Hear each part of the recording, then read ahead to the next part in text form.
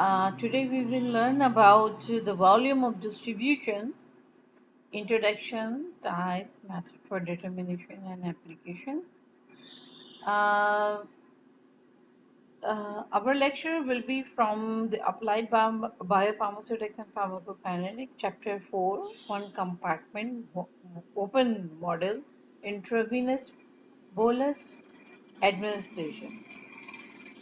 Start करते हैं आज के topic. But before starting our new topic, I want to tell you that according to our lecture plan, हमारा ये lecture number 12 है. तो आप तमाम अपनी lectures को update कर लीजिएगा इसी हिसाब से कि हमारा lecture number 12 है.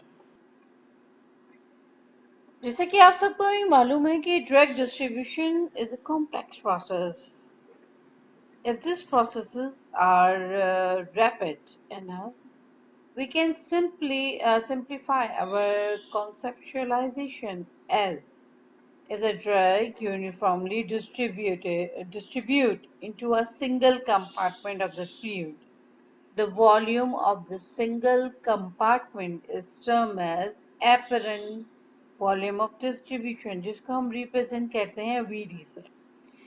ये जो apparent volume of distribution is, it's not an actual volume in the body, but is a theoretical volume that the drug uniformly distributed to immediately after being injected into the body. अमूमन single compartment जो हम IV bolus injection administered करते हैं उसमें body को support किया जाता है कि ये एक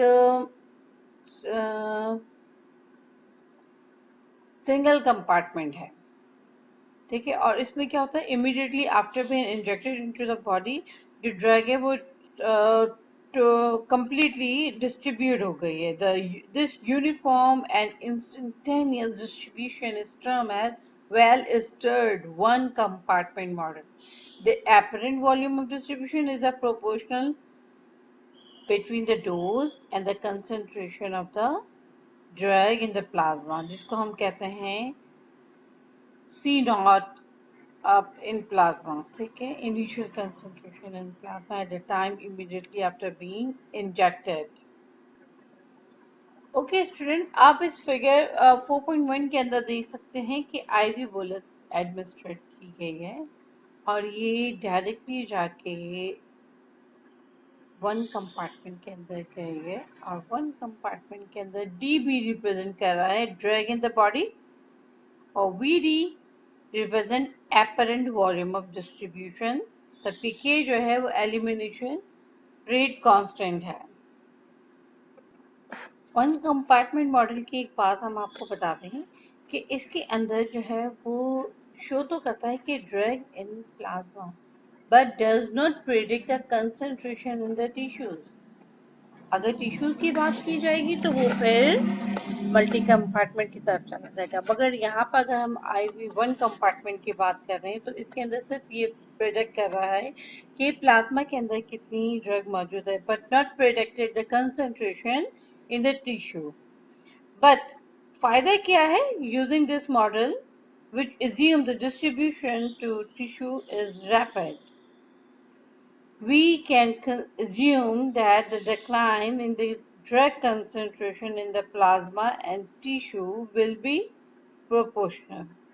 For this reason, the one compartment open model is useful for predicting concentration in the plasma, and decline in the plasma concentration will be proportional to decline in the tissue concentration. हम आपसे बात कर रहे हैं apparent volume of distribution की.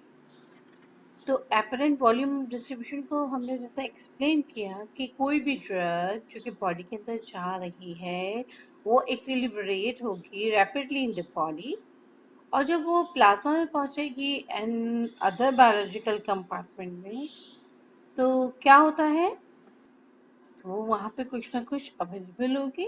ठीक है, तो हम फिर उसके सैंपल लेके उसको एनालाइज कर सकते हैं for checking the drug content present in the plasma or in any biological compartment. So each individual tissue in the body may contain a different concentration of drug. Q, due to the differences in the blood flow and the drug affinity for that tissue. ये हम तमाम चीज़ें पहले discuss कर चुके हैं कि blood का फ्लो इस एरिया में और उस ड्रग की अपनी affinity for that specific particular tissue वो डिफरेंट होगी। तो यकीनन किसी भी ड्रग को एडमिनिस्ट्रेट किया गया वो कितना मौजूद होगा उस कंपार्टमेंट में या उस बायोलॉजिकल कंपार्टमेंट में प्लाज्मा में, उसको हम एनालाइज कर सकेंगे। सैंपल लेके फिर हम उसको एनालाइज कर लें और ड्रग की मौजूदगी का अंदाजा लगा लें। ठीक है, फिर ये भी बता दिया आपको कि इंसान की बॉडी के अंदर जो डिफरेंट टिश्यू होते हैं उसमें चूंकि ब्लड की सर्कुलेशन डिफरेंट होती है और कुछ ड्रग का अपनी एफिनिटी उस पर्टिकुलर टिश्यू के लिए डिफरेंट होती है। So, the amount of a drug in a given location can be related to its concentration by proportionality constant that reflect the apparent volume of distribution in which the drug is dissolved.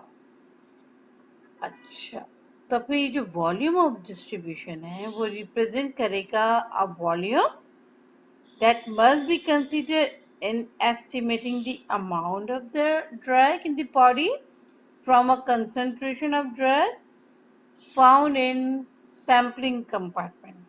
The volume of distribution जिसको हम VD कह रहे हैं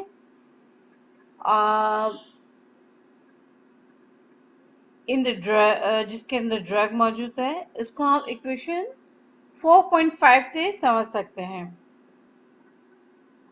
आप ये 4.5 के अंदर देख सकते हैं कि drug in body is equal to volume of distribution multiplied by concentration in plasma. तो क्या है, the amount of a drug in the body is not determined directly. हम नहीं उसको मालूम कर सकते इंस्टेड कि हम उसका ब्लड के सैंपल्स कलेक्ट करें at the periodic interval and the plasma portion of the blood is analyzed for their concentration. और फिर हम उसके प्लाज्मा के पोर्शन को of the blood is analyzed करेंगे for the drug for determining the drug concentration. The VD is relate the concentration of drug in plasma CP and the amount of a drug in the body जिसको कह रहे हैं DB वो आप इस equation 4.5 से आसानी देख सकते हैं। अब हम आपको एक वीडियो दिखाते हैं और उम्मीद है कि आपको इस वीडियो से बहुत अंडरस्टैंडिंग होगी about the volume of distribution की। तो काइंडली इसको केयरफुली आप लोग लिसन कीजिएगा। Distribution and something called the apparent volume of distribution. And I just want to underline this word apparent right now, and we'll come back to that in a little bit. So, like we always do, let's start with a little review. And so here we're dealing with pharmacokinetics still. And remember that the definition of pharmacokinetics was the change in drug concentration as that drug moves through the different compartments of your body. And so there were 4 components of pharmacokinetics. Do you remember what they were? Well, we had an acronym that we used ADME. A being for absorption, D for distribution, M for metabolism, and E being for excretion. So, in the past, we covered absorption. And today, what we're going to do is focus on distribution. Before we go any further, though, we need to remember the core concepts that we have covered in the past. So, what was the most important concept that I had you remember? Well, hopefully you're saying that concentration is equal to mass over volume. And so in the past, when we dealt with absorption, we were really kind of just focused on this concept of mass. We assumed a fixed volume, and we said, you know, how does the mass change as this drug gets into your body? And we defined something called bioavailability. And so the practical definition of bioavailability was if I gave a certain amount of drug, let's say by mouth, how much of that drug ends up getting into the systemic circulation. And the way we can figure that out is by using bioavailability. And so here was the equation for it. And we said the actual absorbed mass was equal to the total mass administered times the bioavailability of the route in which we administered that drug. Right? So it gives us the fraction of drug that is getting into the systemic circulation. Now, remember here that if I gave this drug IV, if this is IV, what's the bioavailability, by definition, of anything given IV? Well, the bioavailability is 1 or 100%. And so what that meant was the total mass that you administer IV is the total mass that gets absorbed or that gets into the systemic circulation, because when you give it IV, you're directly injecting it into the systemic circulation. But this is old news. You know this stuff already. Now, let's jump into volume.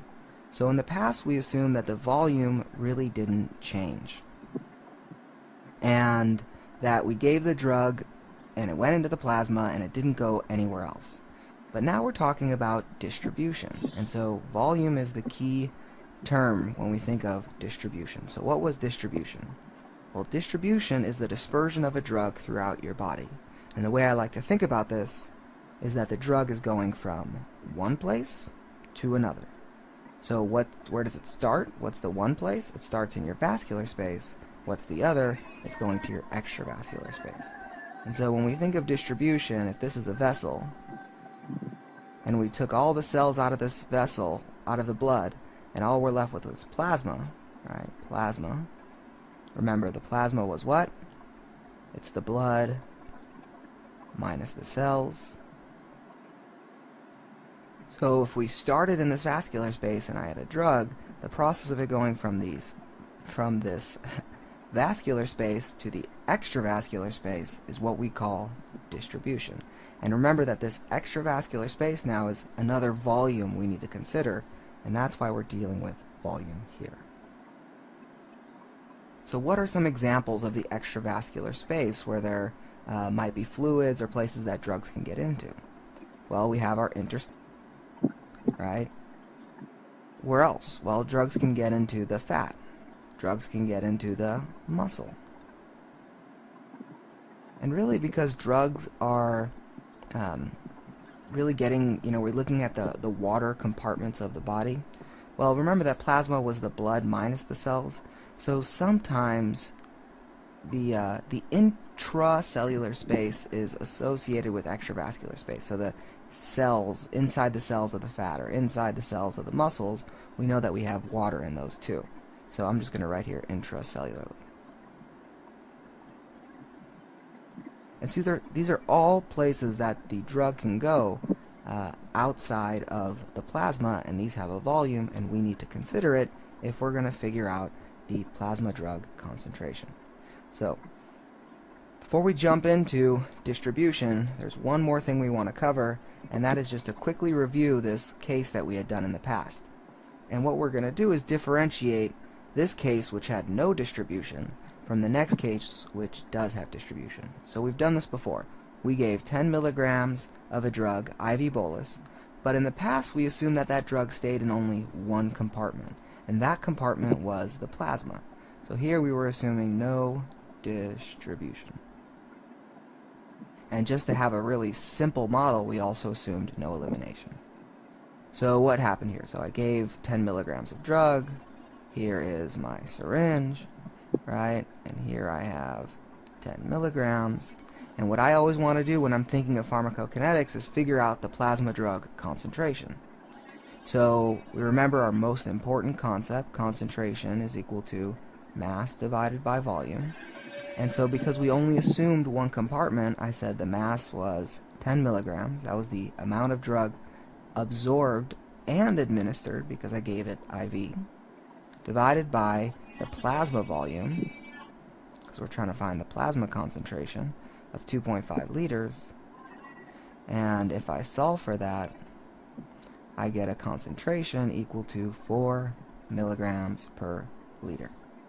And because this drug is not distributing anywhere else and there is no elimination, I know that from beginning to end, my plasma drug concentration is essentially 4 milligrams per liter all the way through.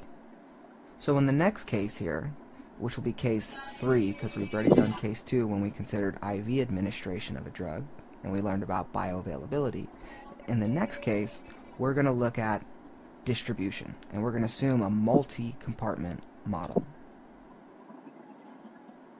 So, in case 3, drugs getting into and around our body. So we have an IV bolus, and let's just assume we're still giving this 10 milligrams. And now we say there's multi-compartments. We have our plasma compartment and we have our extravascular compartment. So now we're dealing with distribution.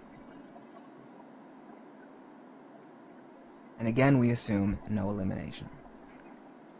So we start off and say, okay, I'm going to administer 10 milligrams of a drug, IV bolus, and let's draw out these compartments. And so if I was going to visually represent them, I could say, all right, I have my plasma space here, or my vascular space here, and then I have my extravascular space here. Now we need to remember that this isn't a fluid continuum. There's something separating the vascular space from the extravascular space. And hopefully you're telling me that the thing is separating it is a vascular endothelium. And so that's what this green guy here represents. And so I say, oh, I have a vascular endothelium.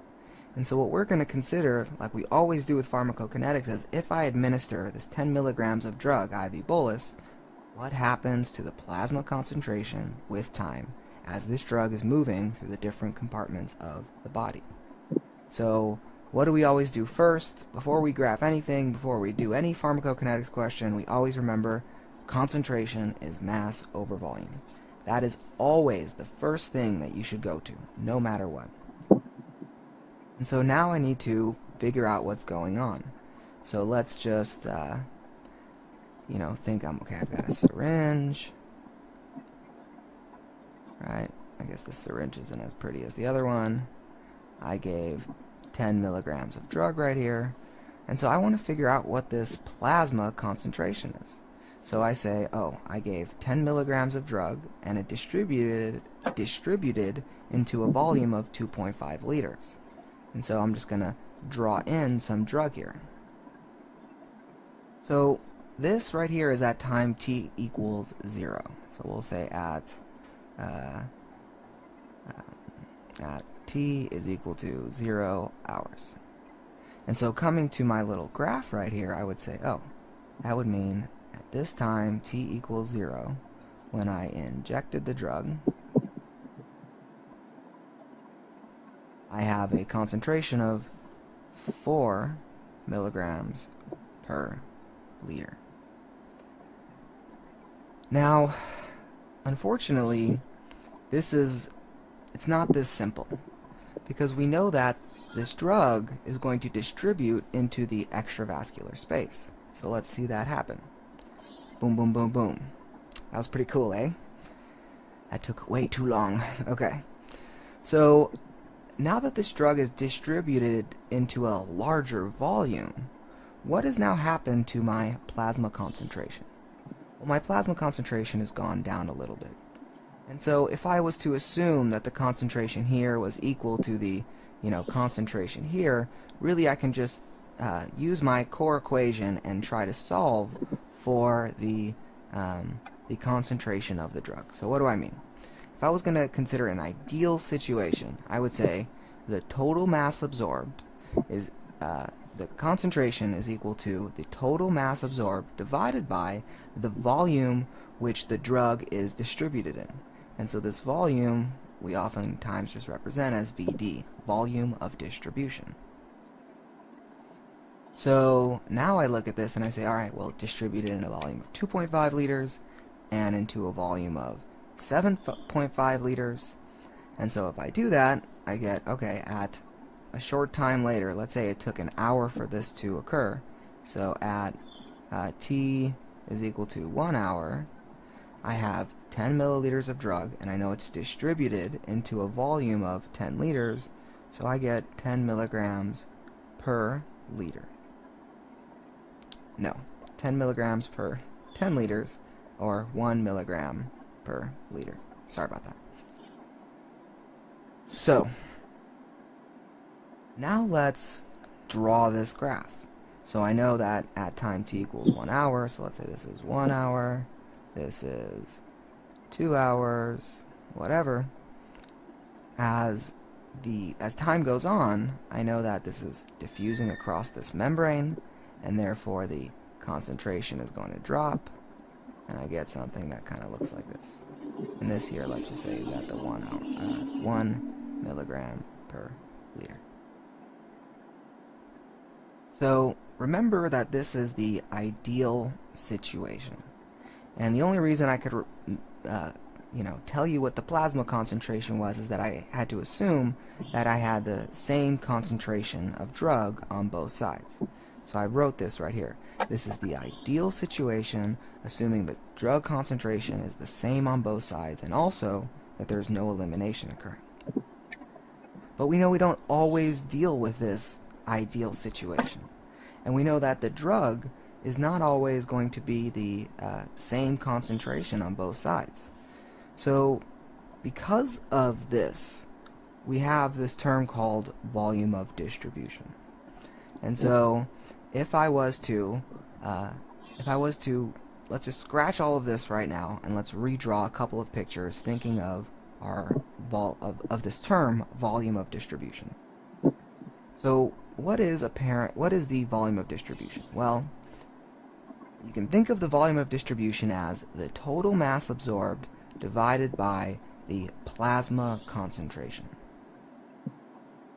So if I was to give a drug, and let's say this was a really big drug and it couldn't get across this vascular endothelium, if I was to let's just say I draw the drug, okay, and let's say I only have 2 molecules here, well, what would that, I gave a certain amount of drug, right? We know this was, let's just say, 10 milligrams still. And then I measure the plasma concentration. And I notice in this case the plasma concentration is pretty high. So what would that do to my volume of distribution? Or what does it appear that the volume in which this drug is distributed is, right? So if I have a high concentration and I only gave a low amount of drug, it appears as if the volume in which this drug is distributed is really low. So in this case, we say, oh, this drug has a low volume of distribution because it stays within the plasma. Now let's give you the converse scenario. Let's say I give, let's use a different color. Let's say I use green. Now let's say I gave that same 10 milligrams. But instead of it staying in the plasma, most of this drug is in the extravascular space. Now remember, the actual body volume is not changing, right? The body stays the same. But if I gave 10 milligrams of drug, just like I did last time, but I measure the plasma concentration and the concentration is really low, if I didn't know any better, I would think to myself, oh, the only explanation for this plasma concentration being really low is that this drug must have distributed into a really large volume, or at least it appears as if this drug distributed into a really large volume. And so what that would mean is that I have what we call that is a large volume of distribution. So remember, it's not the actual volume that it's distributing in, it's what it appears as if the volume is. And so when I see that, I say, oh, a large volume of distribution really means that very little of that drug is staying in the plasma. Most of it is going into the extravascular space. Hopefully that makes sense to you. If not, we're going to jump into volume of distribution in detail on the next slide. A high volume of distribution, that means I have to give a larger dose. But if that drug has a lower volume of distribution, that means I can give a lower dose, right? So it's directly proportional to the amount of dose you want to give for a given plasma concentration. So what goes into the volume of distribution? How do we solve for it? Well, one thing is size. If a drug is really big, you tell me. Does it like to stay in the plasma, or will it easily get out into the extravascular space? And so you should be saying if the drug's really big, if the molecular weight is high, what does that mean? That means it's going to stay in the plasma, thus it has a low volume of distribution, low VD. What else? Well, we can say, does this drug like to bind to plasma proteins, or does it like to bind to extravascular proteins? And so here we write plasma protein binding or extravascular protein binding. If it's bound to plasma proteins, it's going to have a low volume of distribution, right? Low VD. Or if it's bound to extravascular proteins, right? If I measure the plasma concentration, it would be really low because very little of that drug's there, so I'd have a high volume of distribution. This would increase it. All right, what if it didn't bind to proteins? Let's say it bound to, it got into fat, right? Or if it was really charged. So what am I talking about? I'm saying, is this drug hydrophilic or is it lipophilic? And so if a drug is lipophilic, if it binds into fat, well, we said fat was extravascular, that would be a high VD. If it was hydrophilic or really charged, I would say that's a low VD because it stays in the plasma. Now finally, here, remember I was saying it has to be the average healthy person? So what are examples when a person's not healthy? Well, one is, we said plasma protein binding. What if they're really protein deficient and they don't have that super abundant plasma protein called albumin, which a lot of drugs bind to? So I'm just going to make a little note here. Plasma protein, the one you should remember is albumin. Albumin. It is the most abundant protein in the body. And tons of stuff other than drugs just bind to it. Calcium binds to it. What else binds to it? Bilirubin binds to it. So that's one scenario if you're low plasma protein. What's another scenario? Well, remember that if these big drugs, they couldn't get out because they were too big. Well, what if we had increased capillary permeability? Well, then maybe the drugs that originally couldn't get out can now get out. And so when a person is, like I was saying before, in septic shock, that might affect the volume of distribution from what was originally given to you or what was stated. So all of these things here go into volume of distribution. These are all, things that components of it. And instead of thinking about these individually, we relate it to our core equation: concentration is equal to mass over volume. Here are some examples of the apparent volume of distribution, and I pulled this from Wikipedia. And the point is here so you can just see some numbers. Warfarin has a volume of distribution of 8 liters. So like I said before, we would say that's a low volume of distribution, and that means it's in the plasma. And the comments here are, this reflects a high degree of plasma protein binding. Here's ethanol, alcohol. Notice that the volume of distribution is about 30 liters. This is about equal to the total body water, which is about 40 liters. So what we say here is that ethanol kind of just freely goes through and it's distributed in the total body water. It goes from intravascular to extravascular, intracellular to extracellular. It distributes evenly. Now here's chloroquine, a famous drug that's been used to treat malaria. Look at this volume of distribution.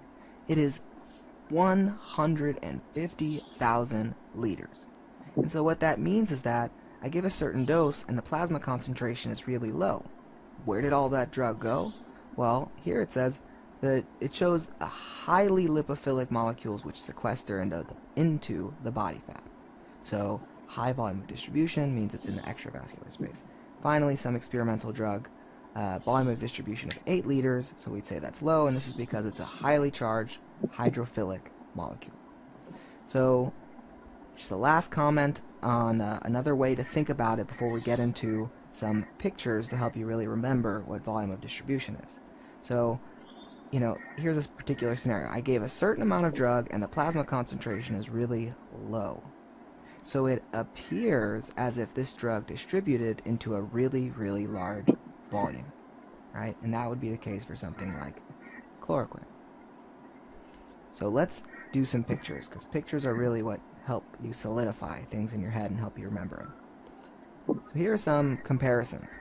So what we're going to do is say what happens when you have a low VD, high VD, whatever. So low volume of distribution. This right here is our vascular space. Here is our extravascular space. Vascular, extravascular. A little bit of drug. And so this right here represents the drug, and I marked it here. And so a low volume of distribution means the drug likes to stay in the vascular or extravascular. Here you say it. You got to be quick now. It means it's mostly in the vascular space. So some of this drug can be free, which is what this represents, and some of this drug, let's say, is bound to plasma proteins, and that's what I kind of drew in red here. And so the red is plasma protein binding. And so remember that only the free drug is, quote, active. This is the drug that can really bind to receptors, whereas drugs that are bound to plasma proteins, this is the bound drug, and we can say this is inactive. Just the word of the wise. So low VD, most of that drug's in the vascular space, and here we'll draw just one or two drug molecules in the extravascular space. Alright, so really quick now, you tell me, if I have a high volume of distribution, where's that drug going to be? Good. It's going to be in the extravascular space. So what are some examples of where it can be in the extravascular space? Well, it might bind to some proteins in the extravascular space. And like we said before, it can also get into the fat and muscle. So here we draw the fat and the muscle, and the green shows the drug is inside of there. And there also might be some free drug roaming around. Whereas if I was going to say what's going on here, right, very little drug. And so somewhere in between, I would say, here's our picture. I have some bound drug, I have some free drug. On the opposite side, I have maybe some bound drug and some free drug, and maybe, one or two is just getting into the fat or muscle. So here is kind of this in-between case. And typically when we're in between those numbers, we say, oh, it's, if it's closer to the 30-40 range, we say it's distributing into the total body water. So now you got the key terms down. And just to make sure you remember here, what is that main plasma protein that drugs like to bind to? That is albumin. And when we measure concentration, do we measure the extravascular concentration or the intravascular concentration to determine volume of distribution? Well, we measure the vascular, or what's going on in the plasma. Right? So, key points. So here's an important point, and it's a question that students commonly ask. They say to me, hey, a lot of drugs don't work in the plasma. They don't work in the blood. Like, we want drugs to, let's say, work in the work on the heart or work in the other places. So why do we care about the plasma drug concentration?